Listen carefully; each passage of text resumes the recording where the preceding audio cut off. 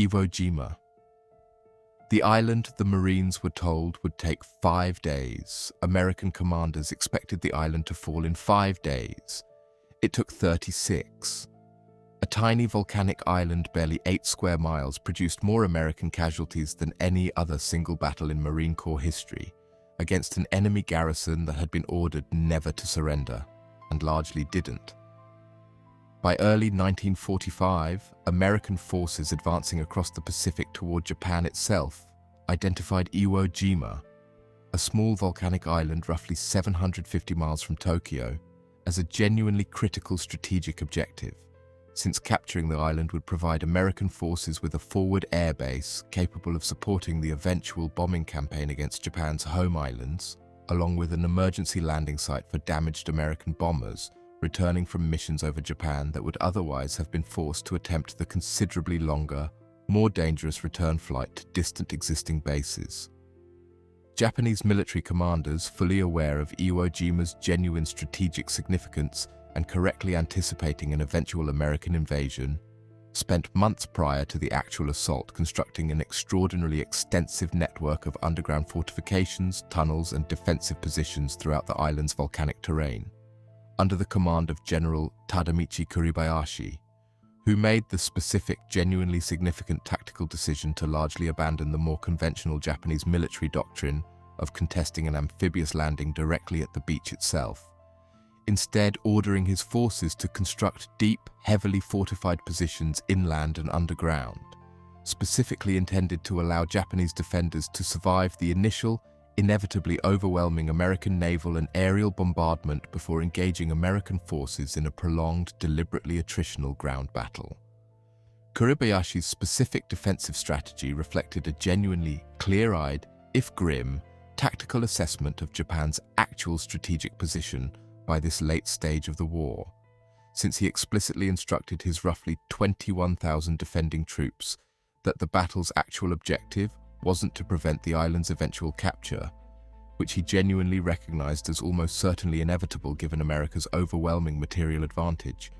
but rather to inflict maximum possible American casualties and delay in order to slow the broader American advance toward Japan itself, along with formally prohibiting the traditional practice of large-scale suicidal Japanese banzai charges that had characterized several earlier Pacific battles, instead ordering his forces to fight from their fortified positions for as long as possible.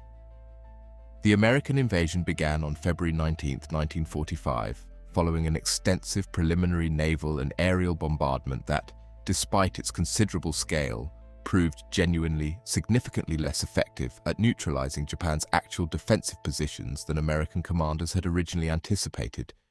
given how thoroughly Kuribayashi's forces had constructed their fortifications underground and within the island's natural volcanic terrain, meaning American Marines landing on the island's beaches encountered a considerably more intact, effective Japanese defensive network than the preceding bombardment's scale might otherwise have suggested. The island's specific volcanic terrain, particularly its distinctive black volcanic sand beaches, proved genuinely, significantly challenging for the initial American landing forces,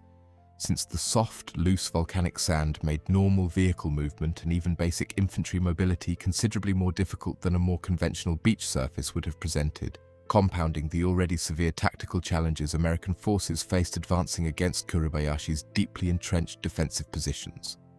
The battle's single most iconic moment occurred on February 23, 1945,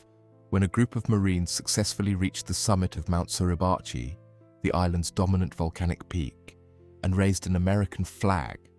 an event photographed by Associated Press photographer Joe Rosenthal, in an image that would become one of the most widely reproduced and historically significant photographs of the entire war, though the battle itself, despite this genuinely significant symbolic achievement, continued for considerably longer, with Japanese forces continuing to resist from their extensive underground positions across the remainder of the island for over a month following the flag raising itself. The battle's overall casualty figures proved genuinely staggering relative to the island's small physical size, with American forces suffering nearly 27,000 total casualties, including approximately 6,800 killed, figures that meant Iwo Jima produced more total American Marine Corps casualties than any single battle in the entire history of the Marine Corps, a genuinely significant statistic reflecting the sheer intensity and duration of the fighting relative to the island's small size, while Japanese forces suffered casualties considerably exceeding this figure, with the overwhelming majority of the roughly 21,000 original defending Japanese garrison ultimately killed,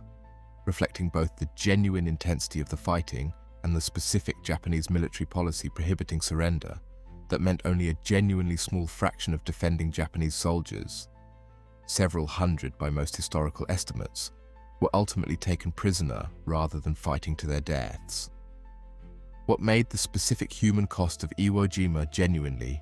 historically notable extended beyond the battle's immediate casualty figures, since Admiral Chester Nimitz's famous formal statement regarding the battle, that uncommon valor was a common virtue among the American forces who fought there, reflected a genuine, widely shared assessment among American military leadership that the sheer intensity and sustained difficulty of the fighting had required a level of sustained individual courage and sacrifice that stood out even relative to the broader, already extraordinarily difficult context of the entire Pacific campaign. What makes Iwo Jima endure as one of history's most significant and extensively studied Pacific War battles isn't simply the scale of casualties relative to the island's small physical size, though that specific disproportion remains genuinely remarkable, but the specific, deliberate tactical transformation Kuribayashi's defensive strategy represented. A Japanese commander who explicitly abandoned any genuine hope of actually preventing the island's capture, instead calculating that a sufficiently prolonged, costly defense could meaningfully delay and weaken the broader American advance toward Japan itself. A grim, clear-eyed strategic calculation that succeeded in producing genuinely historic American casualties,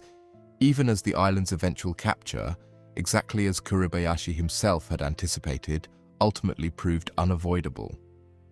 If stories like this, where a commander abandoned any hope of victory and instead calculated exactly how much pain his defeat could still inflict, are exactly what you come here for, subscribe to the grave details. Because history holds more stories like this than most people will ever know.